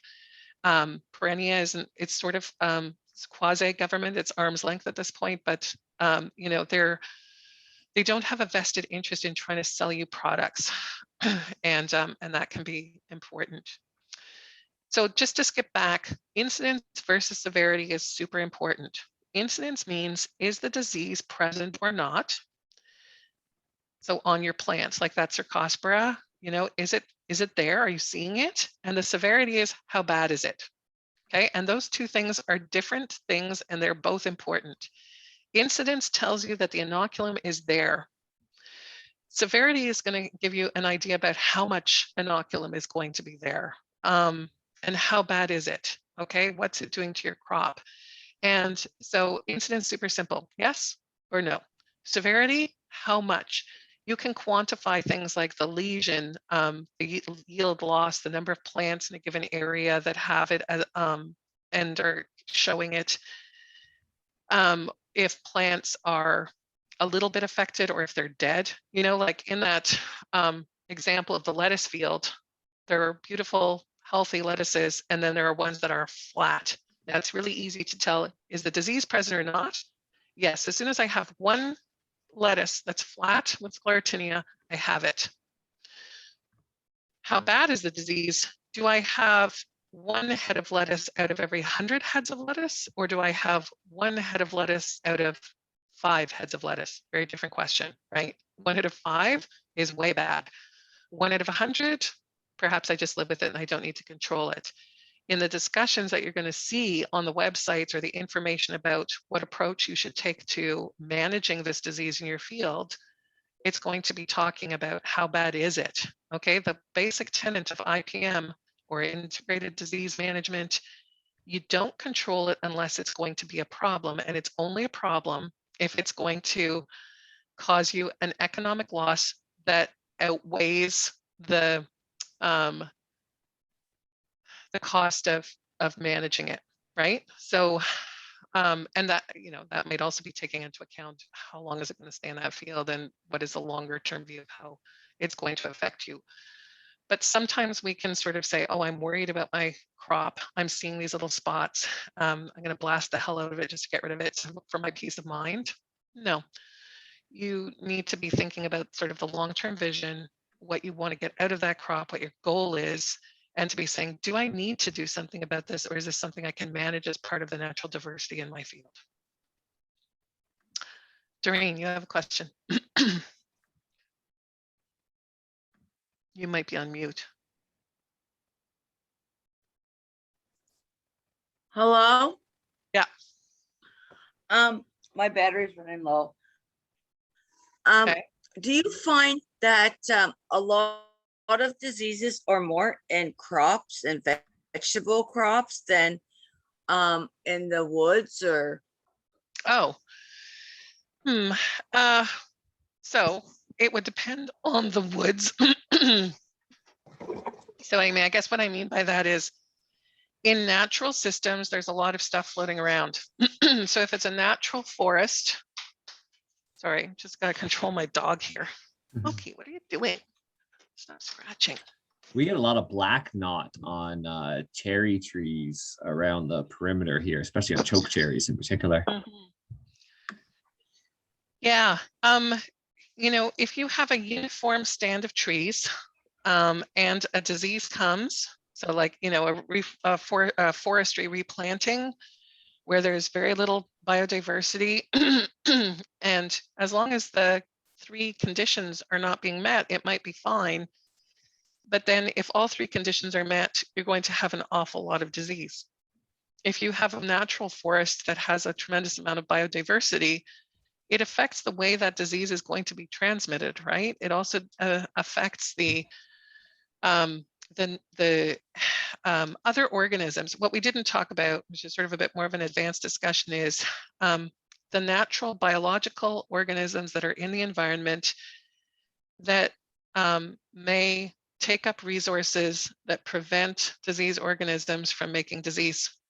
Okay, so I mean, if I could put it very simply, if you have a spore of a disease that lands on the surface of the leaf, and it could in fact, and the leaf wetness is right, the conditions are right, it also depends, part of the environmental aspect is what else is there. If you have an awful lot of beneficial organisms on the surface of that leaf taking up resources, it might not actually be able to grow because we haven't considered the whole environment. We're talking about leaf wetness.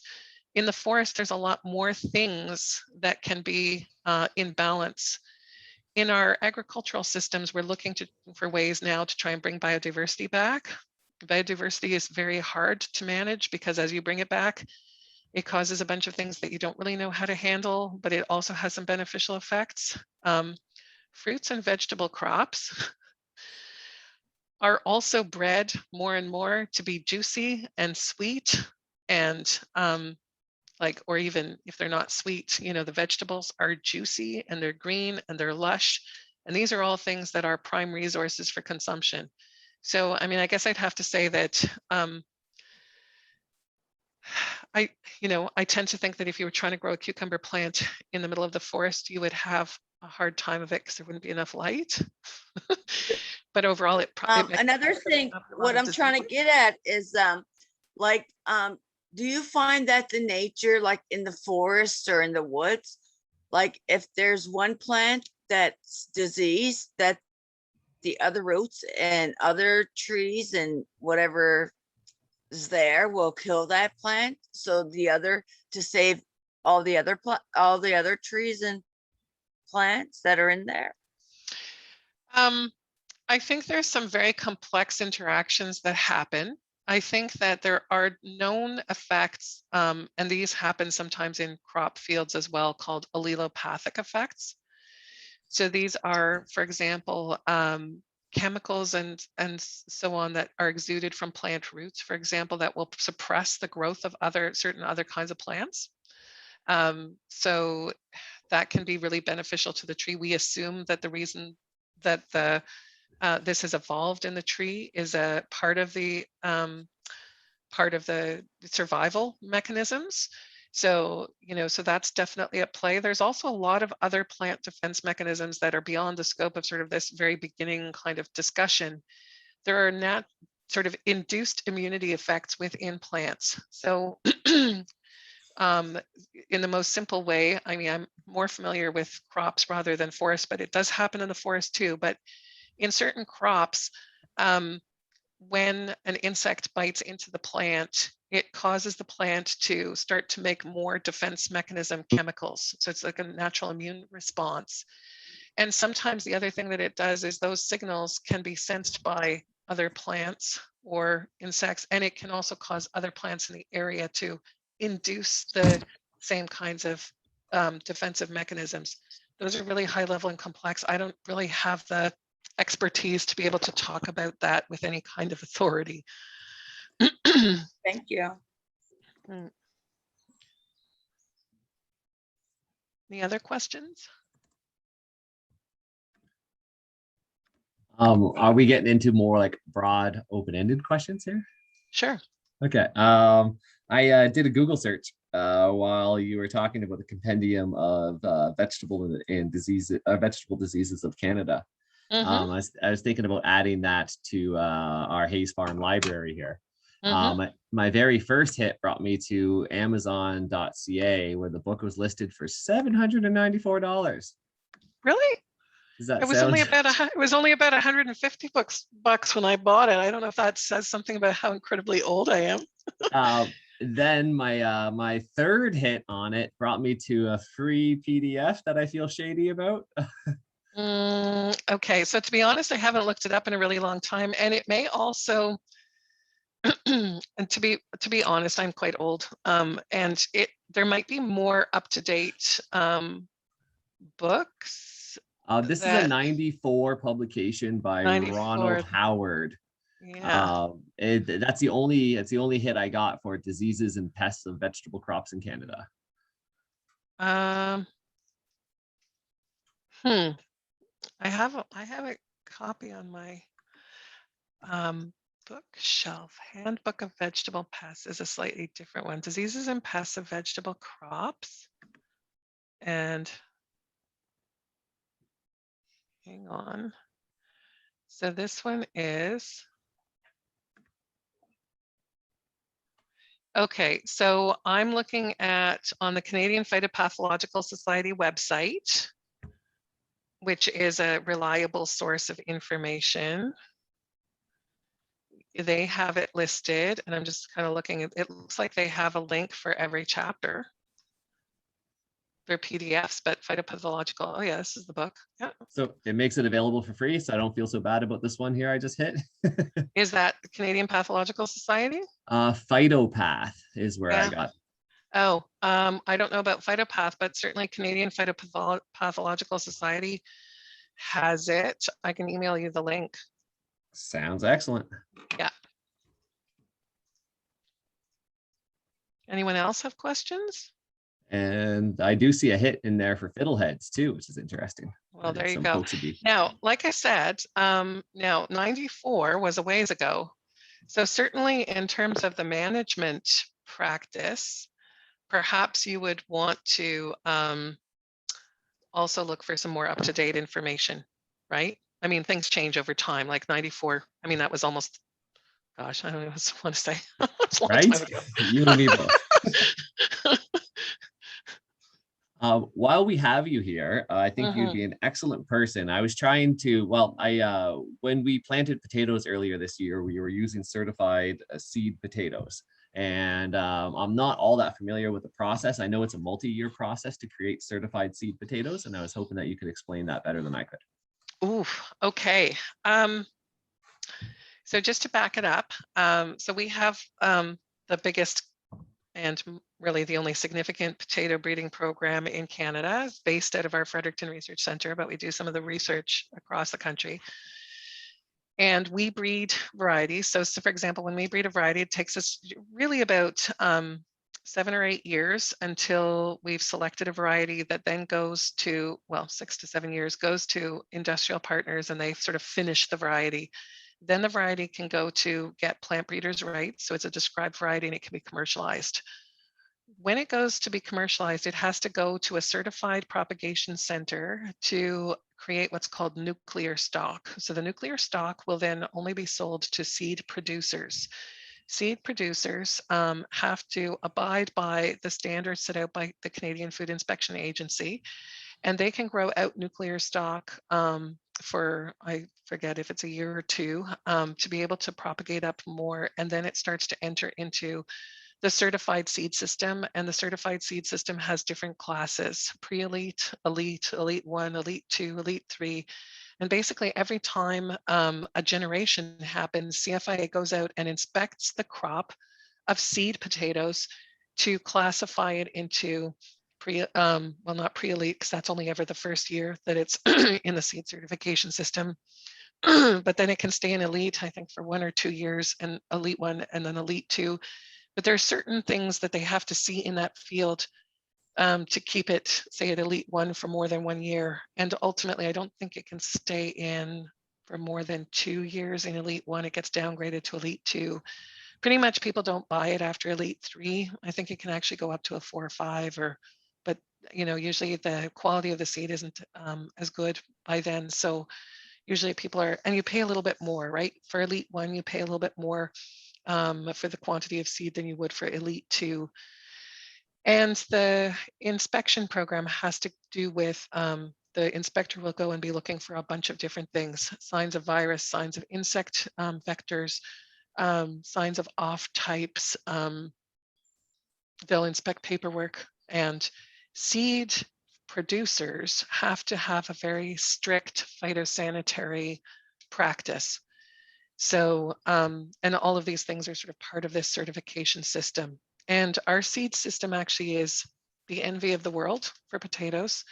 You know, the Chinese have come on various occasions looking to sort of start up a seed certification system like we have. In the States, they don't have a system that's as good as ours. It helps our export market a lot because we're known to produce high quality, you know, essentially disease-free seed.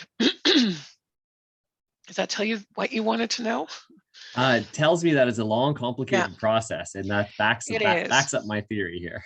Yeah, it's a long, complicated process. And in those years, so for it to be nuclear, it has to be certified as disease-free. Okay, so in the process of breeding this variety, we've grown it for many years. And so it can have picked up stuff in the field. And so when it goes to become nuclear stock, there's a process that happens in tissue culture in the laboratory to rid it of all disease, so that, and the seed producer has to go back and get the nuclear stock all the time, which is guaranteed to be disease-free. Like it's had every disease and organism expunged from it. Like it's not possible. The nuclear stock, micro propagated plants go to the seed grower, and they make micro tubers in the greenhouse for the first year. Those micro tubers then can go out to the field, and that creates the first field generation. So I'm probably not doing it justice. There's a lot more details. I'm not an expert in seed certification, but it's a very lengthy thing. And there's only so many years it can stay in the field. And then at some point you have to get rid of it altogether. You can't sell it. I mean, you could use it on your own farm. Probably wouldn't be a great idea, but you could, but you can't sell it. And that entire process is all asexual reproduction. Is that correct? Oh yeah, that's a really hard thing about not everything. Sorry. There's one part which is the true seed. And that is Yes. at the very beginning when we make the cross. We get, Okay. we cross-pollinate, we get a true seed. That's what creates the genetic variation. And then every subsequent step is a vegetative propagation. You could, no, I mean, that you could try to go back to true. I'm just trying to think if you could go back to true seed. Yeah, I mean, really, that's the one stage where there's a true seed. There's people looking at to see whether there could be a true seed system. It certainly would solve a lot of problems. Like exporting potato seed is notoriously difficult because, you know, if they're too hot, they melt down. If they're too cold, they melt down. If they stay too warm for too long, they sprout. If they sprout and they're not planted, they melt down. And they, you know, and with a vegetative like a potato, everything that happens to it in a field, the next, you know, affects the potatoes it produces that year, which then affect the crop that it produces the next year. You basically carry forward every effect that potato has ever experienced for like multiple generations. So the idea of producing a true seed where you could then grow transplants and put them out in the field is so very, very appealing, but it's so very, very difficult. I met a fella from Ghana recently, and he was explaining to me about the benefits of true seed potato, and he was trying to source that while he was here in this area because could you imagine importing tubers into Ghana as opposed to seeds? Seeds would be so much easier. Absolutely. And, you know, and they probably have a greater potential for a true seed system in Ghana. I've done some work in Ghana as part of a development project, and I'm familiar with the climate and stuff, but they definitely have a much longer growing season or multiple different seasons, a rainy season and a dry season and so on and so forth. But, you know, one of our constraints here in terms of trying to move towards true seed is just that even growing it from a tuber, you know, we're struggling to get the length of season to be able to produce tubers. But yeah, if they brought true seed and then we're able to get their own vegetative propagation, but the storage would also be a very significant cost, the cooling. Yeah. We dove down a potato hole. Sorry, guys. If there's any other broader questions, please. Now is, I guess, the time. Is that correct? I'm just checking to see the chat. Okay. I think Amy has something there. Yeah. Yeah, so right now I'm taking the Soil Food Web course, which is, it's evidence-based. Like we're working with, you know, peer-reviewed journal articles and things like that, but it's still really fringe, this study about like deep biology in the soil. And I had like learned that the New Brunswick Soil and Crop Improvement Association was working on no-till stuff, so I got really excited. But then sometimes people are doing no-till, but they're still like spraying herbicides. And I'm just wondering, like, as far as conventional growers go, where are people with soil microbiology? Because I'm thinking about like foliar sprays and all those things that like protect the plant from the disease vectors to begin with. Wow. Okay. So that's a huge area to delve into. When I would put in a little bit of a plug for some of our scientists with Ag Canada, we have we've been working more and more into doing some of the research in terms of the functional microbial communities in soil and trying to understand some of those community effects. So for example, our researcher, Dr. Claudia Goyer, is she's a soil microbacteriologist, I think she calls her, or soil bacteriologist. Her specialty is actually scab on potatoes, but she does a bunch of other stuff. And her lab works on sort of delving into some of these questions, you know, as researchers are working on, you know, different cropping mixes and different cropping systems and so on. She'll take the soil and then analyze what are the predominant groups of fungi or bacteria in these soils, and, you know, the nitrifiers and the denitrifiers and the different, you know, and the fungi and the classes of fungi and all that kind of stuff. So very high, what we call it upstream sort of discovery science in terms of what does it look like? And she's been doing quite a lot of work to try to help to understand what does it mean to have a healthy soil.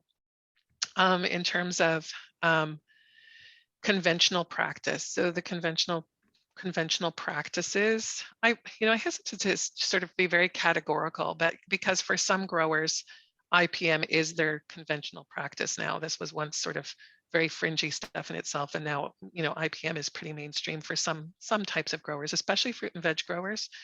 Our field crop growers tend to be farming larger acreages and, you know, tend to want to do more of the conventional non-IPM sort of very scheduled sort of approach. You made a comment about no-till. So I guess I'd say that there are all kinds of reasons to do no-till. You know, originally no-till was sort of something that was a water conservation practice rather than a soil conservation practice in Western Canada. And, you know, no-till has a lot of different benefits, and different people see it for different purposes. So there's lots of people who might see that no-till is an important practice in the toolbox of practices, but they don't necessarily see it as not compatible with pesticide use, right? They might say, I am looking to reduce compaction. I'm looking to preserve soil cover against surface erosion. They might say, I'm looking to save on greenhouse gas emissions and fuel consumption. There's a whole host of reasons why people might practice reduced tillage. Reduced tillage works better in some soils than others. It works better in certain systems than others, and it requires also a high degree of knowledge. And so sometimes people go down that no-till practice and then find themselves in a little bit over their heads. So, you know, and in terms of the awareness of the intricate interplay of microbes and other, you know, micro and macro fauna in the soil and what it means for growing plants and biodiversity, that is really increasing. So I'm hopeful that there will be some positive changes there. I think everyone's sort of come around to the realization, whether they think they can afford to do it or not, but that increasing the biodiversity in agricultural soils is paramount. I think what I would put a plug in for, I don't necessarily make myself popular within our research department, but I think all of us need to put the pressure on research organizations and government to set agricultural research in a social context, and to realize that research can inform policy, and policy provides instruments that drive behavioral change. And so it's, you know, we often sort of, I see it in my own organization, we say, well, we just do research. Well, that's ridiculous. We don't just do research. We have to take it in the context of the overall social context, and it often gets reduced. So we'll say, well, we're not going to explore that option because farmers can't afford to do it. Okay, that always bugs me, because it's kind of like, well, if we're government, we can help farmers afford to do it. If we gather the evidence that it needs to be done and farmers are interested in doing it, it's dumb to say we can't afford to do it. What we should say is we need better policy that's going to enable people to do it, right? Like it's, and we get into a very reductionist vision of what's possible and what's not possible. And I think that biodiversity, local food systems, these are all places where you have to constantly bring people back and say about the context. And then when they say, well, it's not really viable, it's say, make it viable, provide the policy context that makes it viable.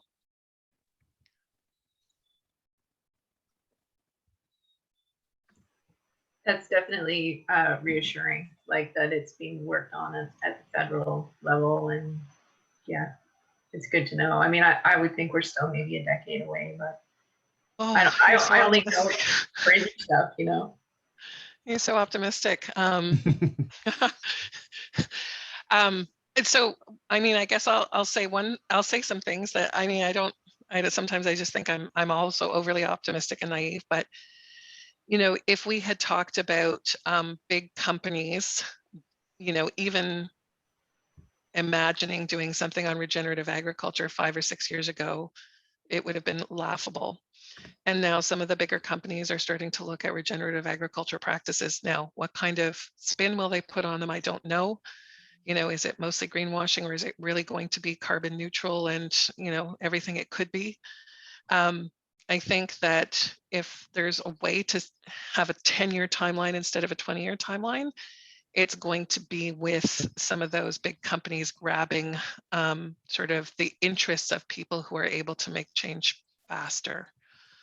So, you know, maybe a 10-year timeline is possible, but let's remember also that agricultural producers are very often very conservative in adopting new practice. And so when we talk about agricultural extension and real behavior change, we're often talking like a 20-year timeline for a, you know, standard adoption of practice. That's not unusual.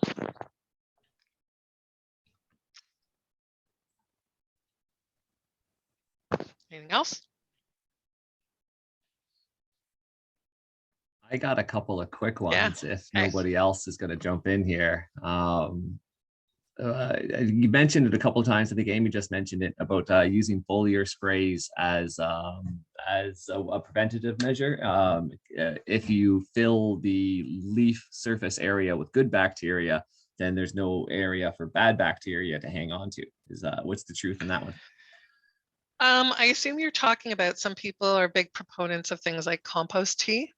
We just started brewing some around here. Yeah. So there's a lot of these things are hard to study, and I guess one of the things that I wouldn't want to dismiss is if somebody's had really good experiences with it, that those aren't valid just because we might not have a ton of research articles that say that it works. I'm also very aware of the restrictions in research methods and what we're able to actually conclude, and how many times we do things looking for an answer and still kind of coming up with the it depends. I think, you know, is it going to be, nothing is foolproof. Okay, you can apply a pesticide that is supposed to work on a pest and it may knock it back some and you may still end up with a terrible disease problem. You could apply compost tea and you might think that it's providing prophylaxis, but it turns out that some other aspect of that disease triangle hasn't occurred and you think it's the compost tea, or in sometimes maybe the compost tea is the thing that's making the effect. It's really hard to sort out. I think that a lot of times we neglect the value of foliar applications. So, I mean, I have a lot of places in New Brunswick have nutrient deficiencies that are, you know, common. We have a common issue with boron, we have a common issue with zinc, and we have a common issue with magnesium. And one of the most miraculous things you can do if you have a plant with magnesium deficiency, and sometimes house plants have it, and it's really easy to, I mean, you take some Epsom salts, you dissolve them in water, and you spray it on the plant surface, and within 24 hours, all of a sudden it went from yellow to green. Like, I mean, it's that quick. And you sprayed it on the leaf surface. And I think that's significant because so much of the research has been focused on bringing stuff up through the roots, whereas the surfaces are actually very powerful. And there's other things you can spray on the leaves. One of our researchers who was working on aphids and virus transmission did a lot of work on the mineral oil. So you can put mineral oil on the leaves of the potatoes and that prevents the virus from the aphid from transmitting virus to the potato plant. And then there was an assumption that if you mix the mineral oil with pesticide, it would be even more effective. And he disproved that. He was able to find that you don't need the pesticide, you just need the mineral oil, which is, doesn't have negative effects on microbes and human health and all those types of things. Compost tea is so much more complex. And part of the reason we don't study it very well is because every compost tea is unique, right? It's easier to study a pesticide because every batch of pesticide is the same. And, in a normal or post-normal kind of science, a normal science view, we're always looking to reduce the variables. So working on compost is complex, working on compost tea is complex, working on microbial communities is complex. So I wouldn't dismiss the usefulness of these things. I think they're another tool that we have to manage the complex environments to try and get those food items out that we want to get. I see another hand though. Who was it? I think somebody had their hand up. Dallas, That's a great answer, by the way. I just have a question about you're talking about aphids transferring diseases to potatoes. Mm-hmm. We have a propagation project that we're doing right now, where each of us have like a particular plant that we have to do research on and then kind of present it to everybody.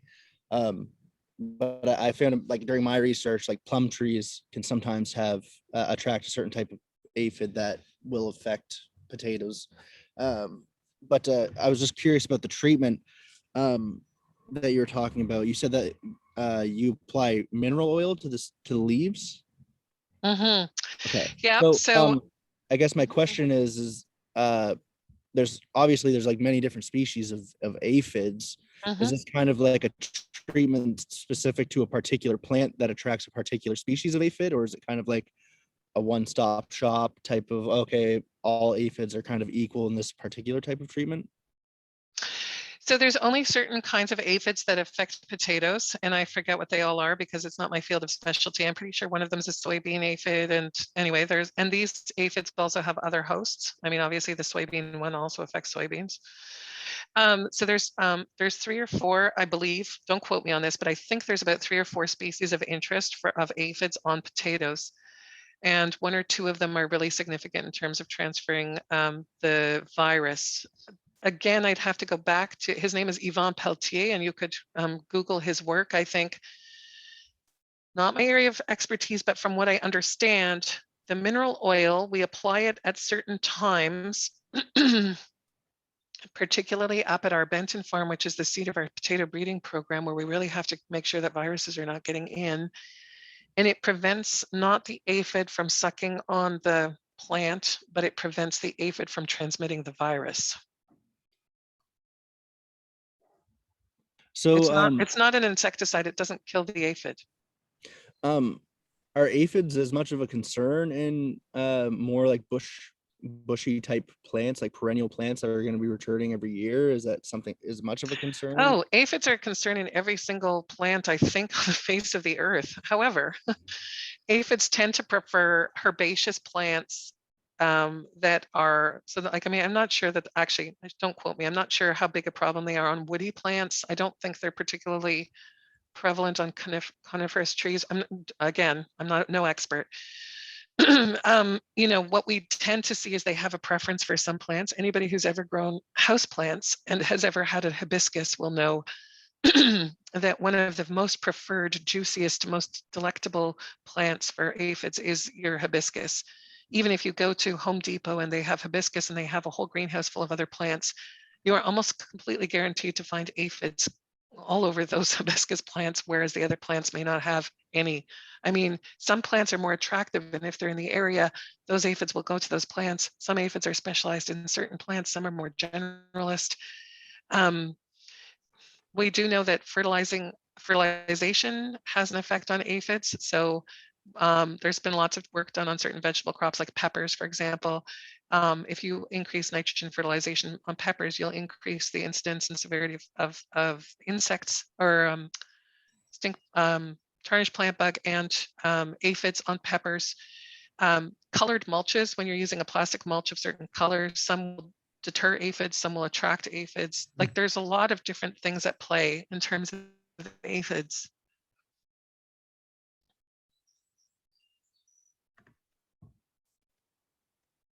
You're on mute there, Dallas. Yeah, I'm kind of trying to wrap my head around everything you're just kind of pointing out. I guess what you could, so you're pointing out how aphids affect pretty well most, like all plants, right, in general. So even like trees or more woody species of plants, right? Is it less of a concern on, say, like a tree because of the impact that it's not going to have as big an impact on something like that because it's so big? Or... Oh, I see what you mean. Yeah. So on lettuce, for example, aphids are a great big deal. Okay, like when you're scouting aphids on lettuce, I think the IPM threshold is like 2 aphids in a field of lettuce, and then you're supposed to spray insecticides to get rid of the aphids. And why is that? That's because aphids are going to, there's a potential that they'll spread disease, but there's also just the potential that they're going to very rapidly multiply, and they're going to infest your entire field, and you won't be able to sell your lettuce at all because nobody wants, an inferior quality of lettuce, but also nobody wants to find a bug in their lettuce. And aphids multiply so quickly and so fast. On a tree, if an aphid was, there was a cluster of aphids on a few leaves, if it's a seedling tree, maybe that's going to be a big deal. Like if it kills the leaves and then the tree can't grow and it can't establish, well, maybe that's a big deal. But on a gigantic tree, there are more, I don't know about tree aphids, like which kinds of trees, but again, it's got a lot of biomass. It's got a lot of things going on. I don't know. I think maybe aphids aren't one of the bigger concerns on trees. These are all plum tree related questions.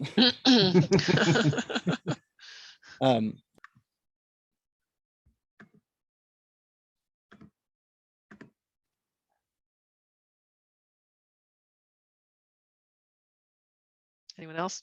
No? This has been super great. I think we're getting close to 11 here, 2 minutes before. Okay. That's value for your money there, fellas. Got the expert in for the full 2 hours. Yeah, I think this has been really interesting too. Thanks, Amy, for that. Thanks for your time there, Josée. Oh, I enjoy it. I have to say, I've always enjoyed, spending time talking about these things. And honestly, as a manager at times, like once you go from this, like being a researcher and everyone thinking that the things that you have to say is important, to being a manager where everyone thinks that you have no expertise in anything and nothing you say matters. And so it's just refreshing sometimes to step outside of government and come and talk about plants with people who are interested in plants, and disease with people who are interested in disease, and to sort of also step away from that. Well, you couldn't possibly know anything about anything because you're just some idiot manager in the government. So yeah, no, I look forward to it.